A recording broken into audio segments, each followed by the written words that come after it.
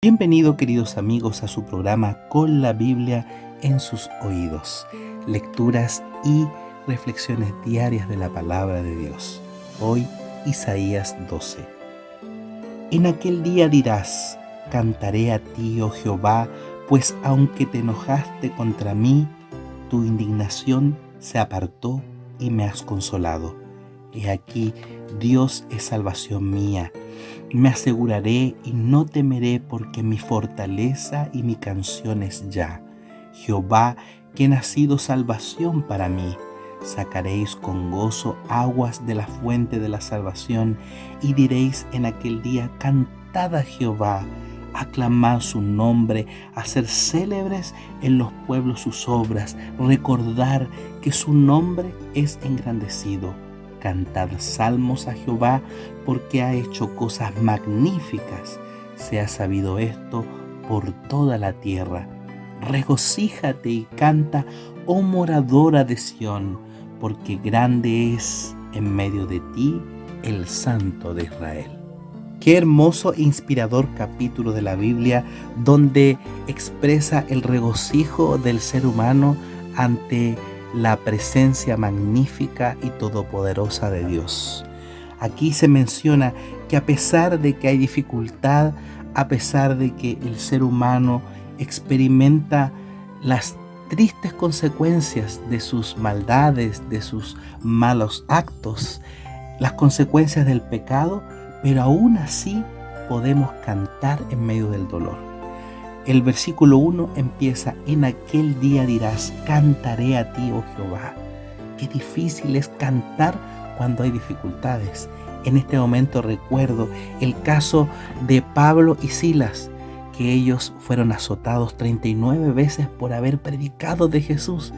Pero a pesar de eso, de que fueron llevados a la cárcel más encima y puestos en una posición incómoda en un cepo, aún así ellos cantaban salmo.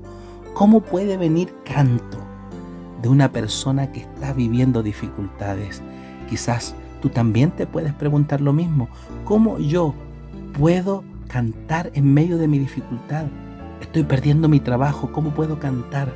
Estoy perdiendo a mi hijo, a mi esposo, ¿cómo puedo cantar y glorificar a Dios? Estoy perdiendo algunas cosas importantes de mi vida como la salud, ¿cómo puedo cantar? ¿Cómo puedo alabar a Dios? ¿Cómo puedo decir: Señor, gracias por lo que me has dado? Eso es muy difícil humanamente hablando, pero cuando una persona decide poner su vida en las manos de Dios, Dios nos ayuda a hacer eso. Puedes pasar por una gran dificultad, por un luto, la pérdida de una persona, de un familiar querido, o un luto psicológico. Cuando hablamos de este tipo de luto, nos referimos, por ejemplo, cuando una persona pierde algún brazo, alguna pierna o algún sentido de su vida. ¿Cómo alguien puede cantar en esa condición? Bueno, eso se puede lograr cuando Jesús está en nuestra vida.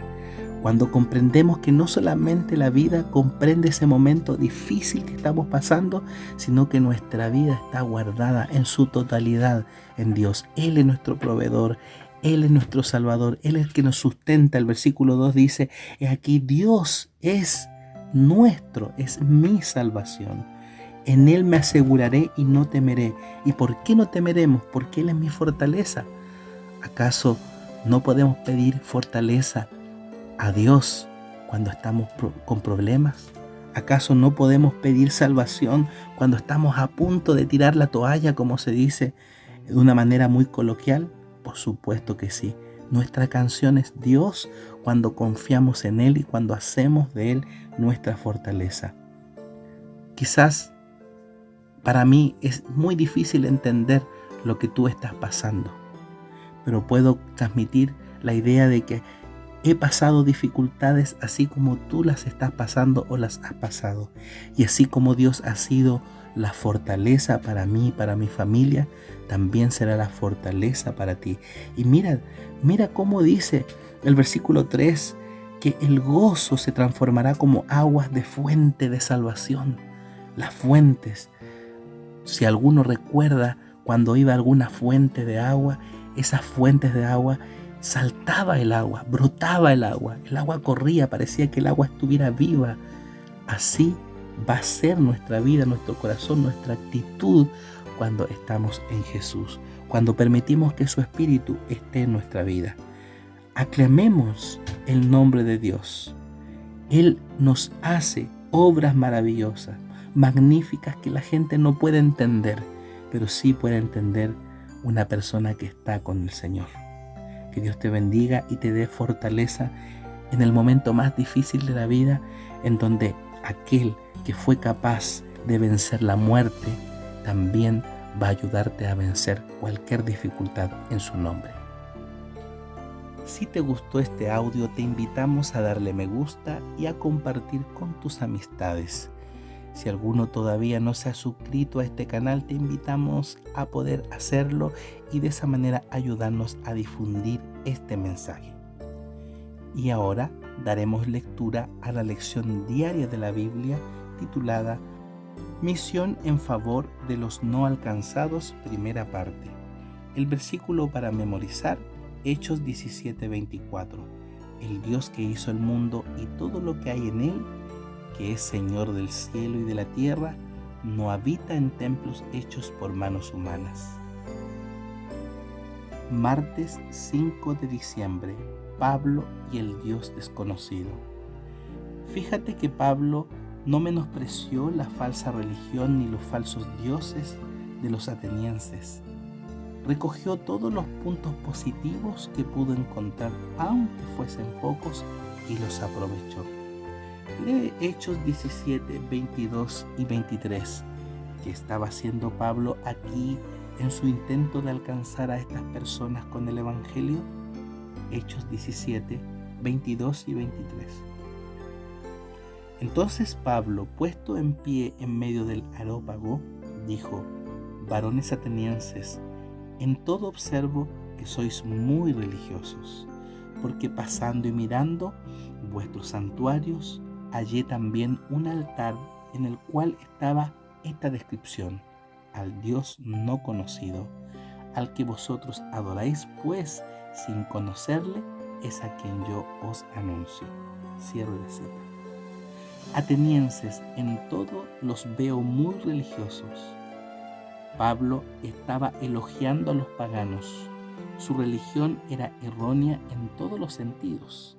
Sin embargo, Pablo elogió su devoción a ella, porque la devoción incluso a una espiritualidad errónea es más encomiable que no tener ningún interés espiritual. Pablo continuó: porque al pasar y observar los instrumentos de su culto, Hechos 17:23, al descubrir su propio estudio de la religión ateniense, Pablo comunicó una actitud respetuosa hacia la gente. No se precipitaba como un autoproclamado experto en todas las respuestas sobre cómo tenía que cambiar la gente. En realidad, sí era un experto y tenía las respuestas que la gente necesitaba. Pero no se presentó de ese modo, pues de lo contrario la habrían rechazado de plano. En cambio, lo percibieron como alguien que se preocupaba por la gente y deseaba su bien. Al comentar la inscripción al Dios no conocido de Hechos 17:23, Pablo aprovechó lo que podía considerarse un terreno común.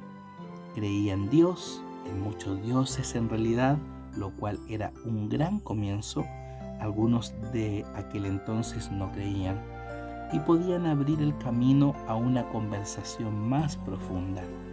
No se burló de la idea negativa de un altar a un Dios desconocido, sino que apreció y admiró a un punto que se preocupaba lo suficiente por las cosas espirituales como para hacer el esfuerzo y el gasto de adorar algo que ni siquiera conocían, por si les faltaba algo.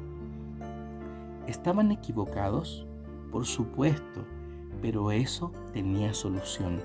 Lo importante al principio era que fueran devotos en lo que sí entendían. Pablo reconoció que eso era material con el que el Espíritu Santo podía trabajar. Pablo había encontrado un tema de conversación que despertaría el interés de ellos. ¿Qué puentes y puntos de contacto se te ocurren que abrirían oportunidades para una conversación más profunda con otras personas con las que entras en contacto?